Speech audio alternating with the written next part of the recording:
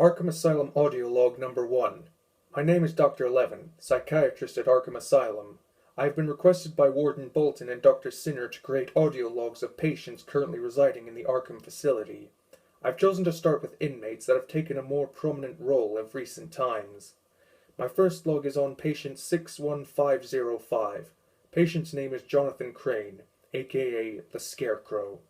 Re-entry classification, high threat assignment, treatment ranking at 4 resistant. Brought in by the Batman 2 weeks ago and is currently under investigation for the murder of his grandmother using a homemade pest control chemical. A former member of staff here at Arkham, Dr. Crane was head of research for 9 years and was supervisor to Dr. Hugo Strange.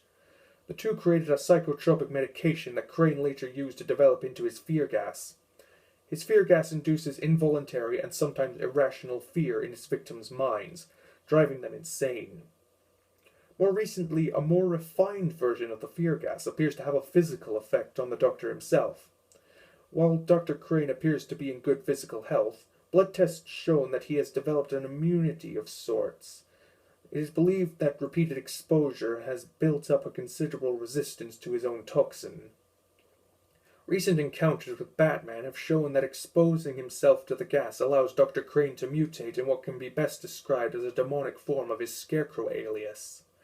Whether this is just an illusion or he's upgraded his gas to change himself remains to be verified. We have diagnosed Dr. Crane with phobophilia, or a love of fear. Patient appears to have desensitized from fear and appears to be compelled to cause it in others as a form of transference. This has caused a halt on any further therapy sessions after 2 of his former therapists committed suicide. This obsession with fear has led him to engage in psychoanalysis with patients and fellow staff members alike.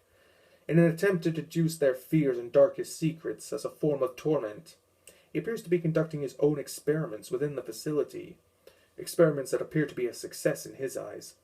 I can only best describe him as a cunning, psychopathic genius. It is not wise to underestimate him.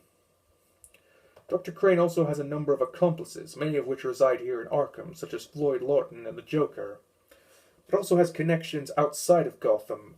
More recent accomplices he has included himself with include Leonard Snarch from Central City and Barbara Ann Minerva, just to name a few. Items used by Dr. Crane include a chain scythe, gas masks, and barrels of his fear gas. This has caused a need for his cell to be checked daily for any homemade masks. To conclude, I do not believe Dr. Crane to be insane. Rather, his obsession with fear has made him apathetic to the suffering of others. I recommend Dr. Crane be kept on surveillance by a regularly shift-changing staff, with no physical contact until he is fit for therapy. Concludes this audio log.